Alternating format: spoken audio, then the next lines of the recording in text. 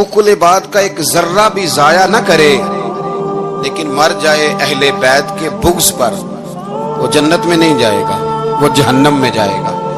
اس کی کوئی نماز، اس کی کوئی زکوٰۃ، اس کا کوئی حج اللہ کی بارگاہ میں قبول نہیں۔ لیکن کمزوریاں رہ جائیں، کوشش کرتا رہے، کمزوریاں رہ جائیں، پر حسنین کریمین سے پیار کرتا جائے، ان کی ماں سے، ان کے والد سے محبت کرتا جائے، تو میرے محبوب نے فرمایا مم مات علی حب آل محمدن مات شہیدا، جو آل محمد کی محبت میں دنیا سے گیا وہ سادہ نہیں گیا، وہ تو شہادت کی موت مرا ہے، تو شہید ہو کے دنیا سے گیا۔ اہل بیت کا اسوہ نور ان کی محبت ضروریات میں سے ہے۔ رسول کریم علیہ السلام نے فرمایا، جامع ترمذی میں موجود ہے، فرمایا میں جا رہا ہوں پر تمہیں دو بڑی بھاری بڑی وزنی چیزیں دے کے جا رہا ہوں، صحیح ستہ کی روایت، دو وزنی چیزیں تمہارے بیچ چھوڑ کے جا رہا ہوں، اگر ان کو تھام کے رہو گے تو کبھی گمراہی تمہارے پاس نہیں آئے گی۔ یا رسول اللہ وہ کون کون سی؟ فرمایا ایک اللہ کی کتاب دے کے جا رہا ہوں اور دوسرا اپنا خاندان دے کے جا رہا ہوں۔ اگر اہل بیت نبوت کو تھامے رہو گے، ہمارے بزرگوں نے لکھا ہے کہ یہ جو حضور نے کتاب اللہ اور پھر اپنی اہل بیت کا تذکرہ فرمایا تو اس کا مطلب یہ ہے کہ تھیوری دیکھنی ہوئی تو قرآن دیکھنا، اور پریکٹیکل دیکھنا ہوا تو علی اور فاطمہ کو دیکھنا، حسن اور حسین کو دیکھنا، ان کو دیکھنا۔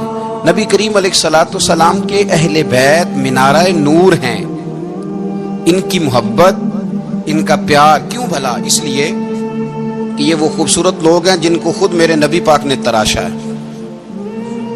ان کی سیرت میں جتنے رنگ ہیں وہ رسول کریم نے خود بھرے ہیں، ان کی ایک ایک بات کا خیال نبی پاک نے رکھا ہے۔ حضور نے از خود انہیں اپنی صحبت عطا کی ہے۔ زیادہ دور نہیں تھا سیدہ فاطمہ کا گھر، مسجد نبوی کے ساتھ تھا، اللہ کے رسول دن میں 2 دفعہ جایا کرتے تھے۔ پھر بھی کبھی کبھی فرماتے فاطمہ میرا دل کرتا ہے آج میں رات تیرے گھر میں قیام کروں، تو سیدہ فاطمہ الزہرا فرماتی ہیں کہ آمنہ کے لال اس طرح بھی میرے گھر میں قیام کرتے تھے کہ حضور چارپائی پہ لیٹتے تھے تو ایک کندھے پہ امام حسن کا سر ہوتا تھا اور دوسرے پہ امام حسین کا سر اقدس ہوتا تھا، اور فرماتی ہیں رات کو کبھی حسنین کریمین دودھ مانگتے تو میں اٹھتی دودھ دینے کے لیے، تو حضور فرماتے لیٹ جاؤ آج میرے ساتھ سوئے ہیں تو دودھ بھی میں ہی پلاؤں گا، تو محبوب اٹھتے ان کے لیے دودھ لاتے برتن سے نکال کے۔ حضور نے انہیں وقت دیا اور پھر ان کی چھوٹی چھوٹی چیزوں کا خیال رکھا۔ صحیح بخاری میں موجود ہے، تربیت پر توجہ دی۔ امام حسین تشریف لائے، ابھی عمر مبارک 7 سال کے قریب تھی، مسجد نبوی میں صدقے کی کھجوروں کا ڈھیر لگا ہوا تھا۔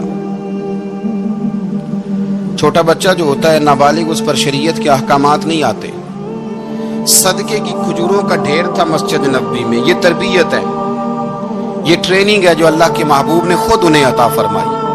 صدقے کی کھجوروں کا ڈھیر تھا، امام حسین حضور کے ساتھ آئے تو امام علی مقام نے ایک کھجور اٹھا کے منہ میں رکھ لی۔ شارحین نے لکھا ہے لگتا یہ ہے کہ کئی دنوں کی بھوک تھی، کیونکہ یہ فاقہ اہل بیت کا بڑا محبوب ہے۔ مجبور نہیں تھے، وہ تو خزانوں کے مالک تھے، پر غریبوں سے محبت کی وجہ سے فاقے کیا کرتے تھے، یہ ان کی پسند ہے فاقہ کرنا۔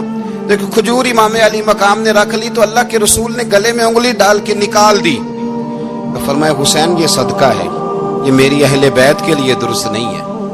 حضور نے خود تربیت کی، اور پھر سیدہ فاطمہ الزہرا نے اپنے بچوں کو تراشا، ان پر محنت کی۔ میں اکثر گزارش کرتا ہوں دوستوں سے، میں کہتا ہوں کربلا کا واقعہ کوئی حادثاتی نہیں ہے، اس کے پیچھے پوری ایک لاجک ہے، اس کے پیچھے پورا ایک فلسفہ ہے۔ ایسے ہی کوئی آدمی 3 دن بھوکا پیاسا رہ سکتا ہے؟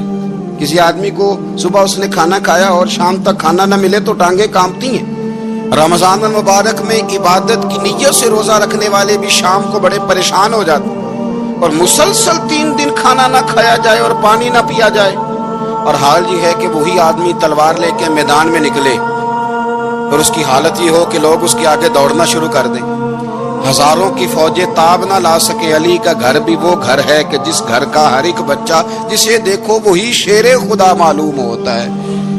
یہ کوئی آسان ہے؟